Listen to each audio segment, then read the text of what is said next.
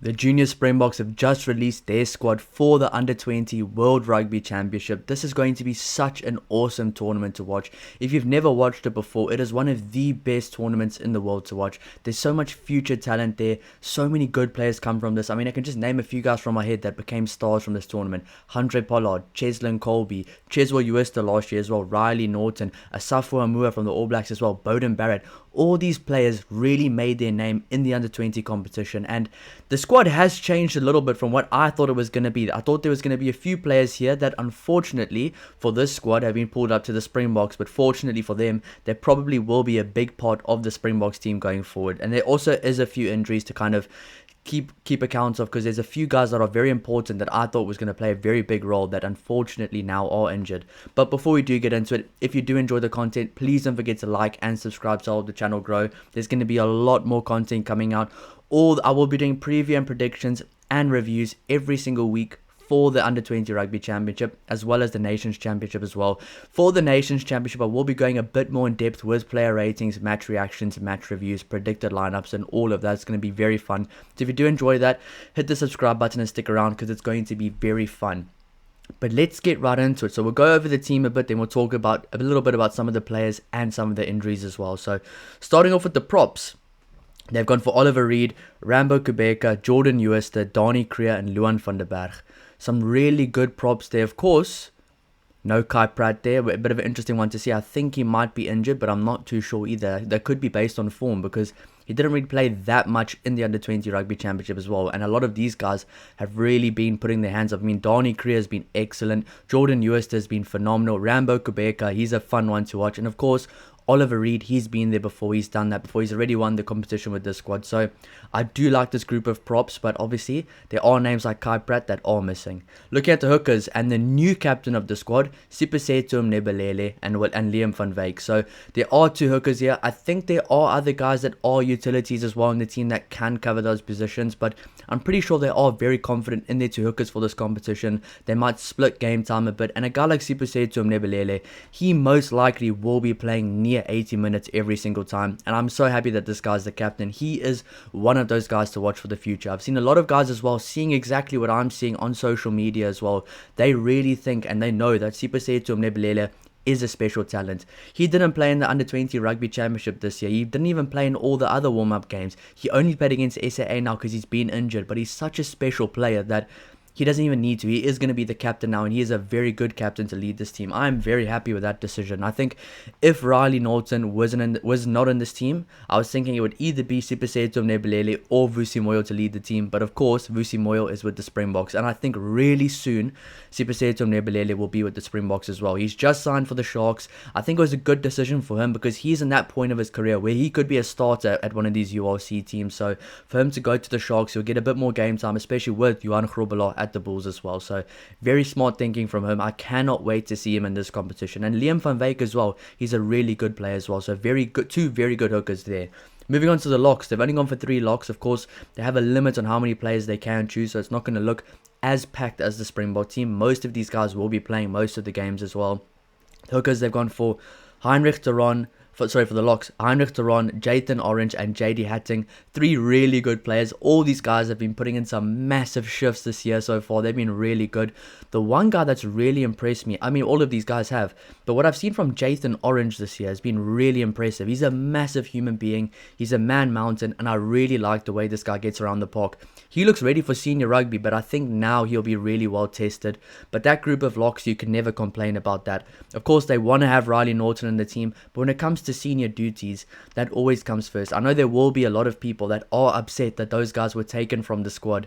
They already won it last year. At the end of the day, if a Riley Norton is going to, the way he plays, actually be a good impact for the Springboks, or Vusi Moyo is going to be a good impact for the Springboks, which I think they will play, then I've got no problem with it at all, because they need to get those opportunities. And the Springboks, and at the end of the day, the Springboks do have to come first. That national level, senior level duty has to come first. But moving on to the loose forwards, a very exciting group of loose forwards. We have Kipotele Make, Risama Kosa, Luke Cannon, Vasi Wiyambuera, Vio Guiji, and Gert Kemp. all of those guys are absolutely excellent. You can play any single one of those guys and they will have a massive performance. There also is one utility forward, Thomas Belling. He's also a very good player. He can play all over. I think that really does kind of make his selection chances a lot more, the fact that he is such a good utility forward as well. But looking at these guys, I don't know how they're going to choose a starting lineup there. For me, there has to be one guy on the team sheet first from that loose forward group. It's Gert Kemp. He has been absolutely incredible this year. He reminds me of a Peter Steph Toy, and I think that guy is going to go so far in rugby in the future. I really do believe that Gert Kemp has what it takes to go extremely far in rugby in the future. He's a phenomenal player, but that entire group of loose forwards, and to be honest, that whole forward pack is really good. Yes, Riley Norton's not there, but just looking at that forward pack right now, they've got some excellent players, and I think they're going to be just fine, and I think they're going to be definitely the favourites to win this competition. Now let's move on to the back line. The scrum halves have gone for Hendré Skuman and Jaden Brits. I think this was the two correct decisions. There are other guys as well, like a Noah Luan Gilumia, if needed, can go there as well. There are other guys that can play in those positions, but I think between those two, they will get the kind of duties to start and bench. I think that's a bit of a no-brainer. I mean, there is only two anyways, but how they manage them, I think is going to be very key. That probably is the one main thing from this tournament. How you manage the players' game time and how you manage them in those not so intense games that you still need to win by a good margin versus those really must-win games while building up their game time and confidence. They're going to have to manage the squad very well. But those two are very good scrum halves, very quick ball, very clean ball. And I think for this team right now, especially with the backline players they have, they don't need a scrum half that's going to do everything themselves. They need a scrum half that is going to play the game the right way, put the ball in the right positions of the field, and have that kind of individual brilliance if needed as well. And these two guys can do it if they need to. So really happy to see those two guys there. They've honestly been the two guys that have impressed me the most so far throughout the kind of warm-up games and the Rugby Championship as well. Only one fly-off selected. Unfortunately, the other one is now with the Springboks. I do think he is going to get some game time for the Springboks, but the fly-off they have here is Yakin Ahmed, and I do believe that he has a 2-match ban, or I think it's a 2-match ban for these games. So what I think will happen with that, when he is healthy, when he is back, he's an awesome player. He will come right into the starting lineup. That does solve the headache problem now. They were always going to choose between Vusi Moyo and Yakin Ahmed. One was going to bench or one was going to have to play 12. Something was going to have to happen there. So in all honesty, I am happy for the coaches that they don't have to have the headache selection, because I think either Vusi Moyo or Yakin Ahmed could have been in the Springbok squad right now. And I think either one could be the one to take this under-20 team far in this competition. I will say the fact that there is so much depth, losing a Riley Norton and a Vusi Moyo won't make that big of an impact. I think Riley Norton being missing will make a big impact just from a mental perspective, but I mean, a Sipisetso Mnebelele is at that same level of, he's been there before, he's done that before, he's been one of the main guys before, and Yakin Ahmed, he has what it takes to take this team forward. And I think for both of their careers, this is a good thing. Vusi Moyo will get game time with the Springboks. Yakin Ahmed will be able to show the Stormers just what he can do, so he can get more game time and prove that he needs to be in the Springbok team as well. Let's move on to the centres. This is where it gets really fun as well. Ethan Adams, Samuel Badenhorst, and Marcus Miller. Now, Marcus Miller hasn't played that much rugby. I know he's rated extremely highly. He's the highest rated guy here. I know everybody on the internet loves him. Hopefully he can get a bit more game time, because I think it will be Ethan Adams at 12. Irrespective of who is in this centre group, Ethan Adams needs to be the first centre on the team sheet in my opinion. He's been in the best form between all these guys. He's been in incredible form recently, and he's really been excellent every single time he's played. But that's the key thing. Ethan Adams played 13 in school. He's not an outside centre. He was a good outside centre at school, but he is a 12. He has that kind of dynamic running ability, the ability to beat defenders, the ability to be physical and run over defenders as well, that ability to run into that channel, especially off line-out time as well. He is a 12. His skill set, his physicality, his body shape, everything, he is a 12. And I think he will go far as a 12 compared to being a 13. And I cannot wait to see just how Ethan Adams and Henko van Wyk can play together at the Lions as well. So there's some really exciting guys at the Lions, and I think Ethan Adams is one of the most exciting guys.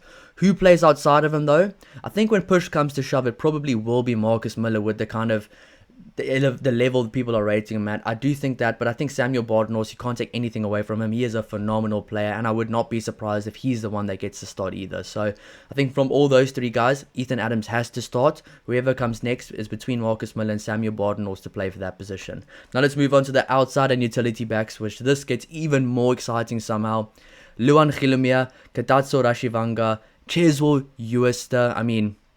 Uester, Jack Bernardi, Jordan Steenkamp, Akatlua Bokwana, I think that's, yeah, Akahlua, Bokwana, and Alziden Felix. Now, this is what I think. I think either Luan Gilumia or Alziden Felix will be the fly half for those first 2 games. It probably will be Alziden Felix with a Luan Gilumia on the bench or at fullback.